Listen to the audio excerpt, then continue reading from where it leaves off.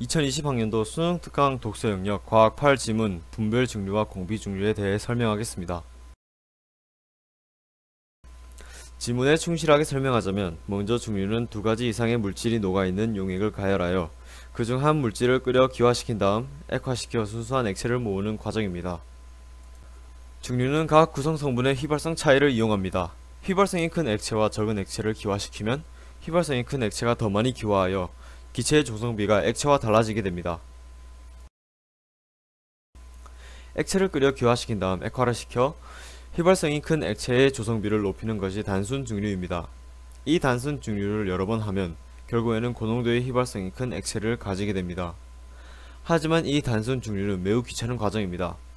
그래서 화학자들이 사용하는 것이 분별 중류입니다. 여러분 화학책에서 정유공장의 원유 분별 중류 그림을 보신 적이 있을 겁니다. 하지만 대개 이런 정유탑은 크기가 커서 랩에서 사용하기는 힘듭니다. 그래서 이 중간에 보이는 바이그로스 칼럼이라는 장비를 사용합니다. 이 바이그로스 칼럼은 긴 유리관의 안쪽으로 손가락같이 작은 유리 봉들을 만들어 놓은 유리기구입니다. 이 작은 유리 손가락들이 표면적을 넓혀 분별 중류를 수월하게 합니다. 원리는 이 바이그로스 칼럼의 작은 유리 손가락들이 단순 중류 과정과 같은 역할을 하여 수십 번의 단순 중류 과정을 단 한 번의 분별 중류로 끝낼 수 있도록 해줍니다. 플라스크에 휘발성이 높은 액체와 낮은 액체가 50대 50으로 있다고 가정을 해봅시다. 위로 올라갈수록 기체의 조성비가 60대 40, 70대 30, 80대 20 이렇게 휘발성이 더 높은 액체가 더 높은 기체 조성비를 가지게 됩니다. 이렇게 하여 분별 중류관 가장 위에는 순수한 휘발성이 높은 기체와 아주 극소량의 휘발성이 낮은 기체가 도달하게 되고 이 기체를 액화시키면 순수한 액체를 얻을 수 있습니다. 하지만 수특 지문이 이렇게 끝내면 섭섭하던지 공비혼합물 내용까지 들고 나옵니다. 공비혼합물은 불변 끓음 혼합물이라고 불리는데 필자는 불변 끓음 혼합물이라는 이름이 및 내용을 요약한 것이기 때문에 훨씬 이해하기 쉽다고 생각하였습니다. 공비혼합물은 지문에서 나와있는 예시처럼 에탄올 분별 중류의 실패를 보여드리면서 설명하겠습니다. 밑에 플라스크에는 약 80도의 에탄올을 담아두었고 열을 가하여 액체를 기화시킵니다. 순수한 에탄올은 끓는 점이 78.32도라고 합니다. 하지만 1기압에서 에탄올의 조성 질량비가 95.6%, 물 4.4%인 공비혼합물을 생성합니다. 이 공비혼합물의 끓는 점은 78.15도입니다. 지문에서 그림이라고 나와있는 그래프의 정식 명칭은 기체 액체 상평형 그래프입니다. 조금 엮기로 세자면 수특 지문에 나와있는 그래프는 최고 공비 혼합물 그래프입니다. 에탄올 공비 혼합물은 순수 에탄올의 끓는 점과 물의 끓는 점보다 낮은 온도에서 끓는다는 것을 지문 5문단에서 확인할 수 있습니다. 하지만 그림은 이 사실을 반영하지 못합니다.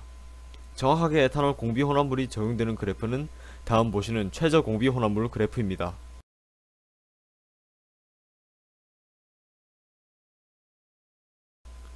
그래프를 설명하겠습니다. 조금 복잡하니까 제대로 들어주세요. C1액의 조성비를 가지는 액체를 기화시키면 C2기의 조성비를 가지는 기체를 얻을 수 있습니다. 이 C2기의 조성비의 기체를 액화시키면 C2액의 액체를 얻게 됩니다. 다시 C2액의 액체를 기화시키면 C3기가 되고 액화시키면 C3액이 됩니다. 이 과정을 반복하면 그래프의 최저점에 도달하게 되는데 여기가 공비혼합물 생성점입니다.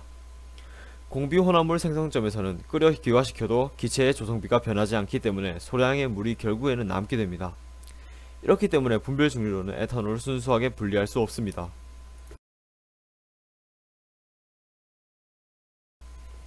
영상에서 보듯이 분별 중류관 위에 설치해둔 온도계가 에탄올 물 공비혼합물의 끓는 점인 78.2도를 유지하고 있는 것을 확인할 수 있습니다.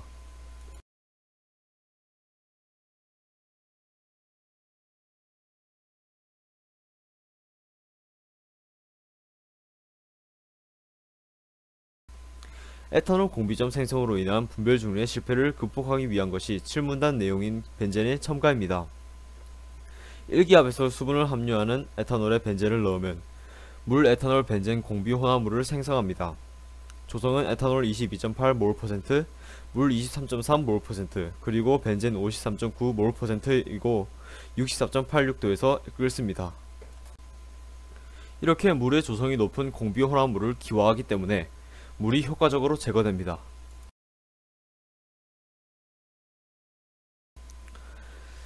벤젠은 발암성 물질입니다. 저는 장갑과 호흡기를 착용한 상태에서 사용하였습니다.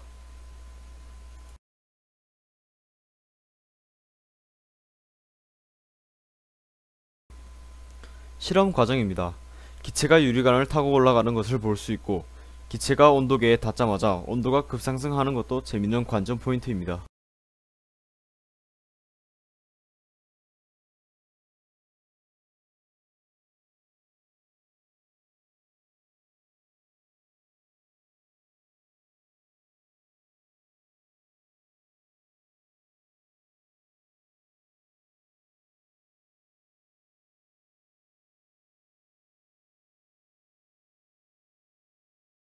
물, 에탄올, 벤젠, 공비혼합물이 64.86도에서 끓는다고 하였는데, 제 실험은 이상하게도 67.6도에서 68.2도 사이에서 오랜 시간 있다가 그 온도가 급상승하였습니다.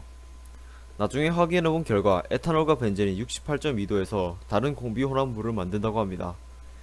제 실험 결과로 낸 가설은 64.86도와 67도 사이에서 물을 많이 함유하는 에탄올, 물, 벤젠, 공비혼합물이 먼저 액화하여 물이 거의 다 없어졌고, 물이 거의 다 제거된 상태에서 68.2도 부근에서 에탄올, 벤젠, 공비혼합물을 생성했다고 생각하였습니다.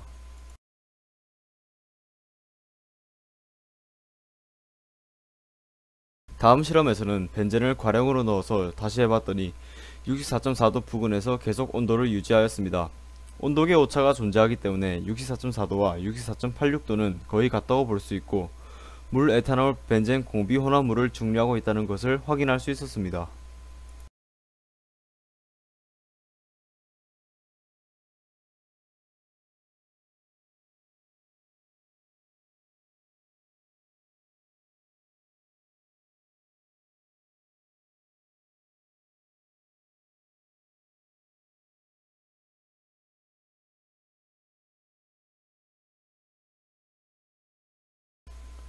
문제로 넘어가 보면 3번에서 출제위원들이 아주 큰 실수를 한 것이 있습니다. 선지 2번을 다시 한번 봐주십시오.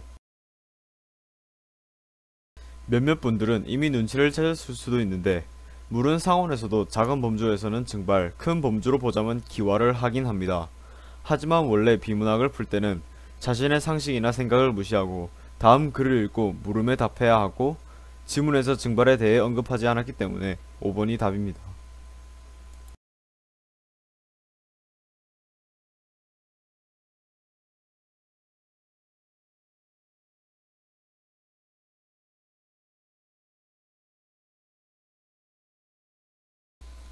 마지막으로 영상 봐주셔서 감사합니다. 실험을 위한 장비 구매 과정에서 오차가 있어 불완전한 실험 장비로 진행할기에 이 영상은 최종본이 아니고 후에 제대로 장비를 이용하여 수특 설명 한국어 버전과 심화 버전 영어 버전 두 개를 만들 계획이오니 기대해 주십시오. 감사합니다.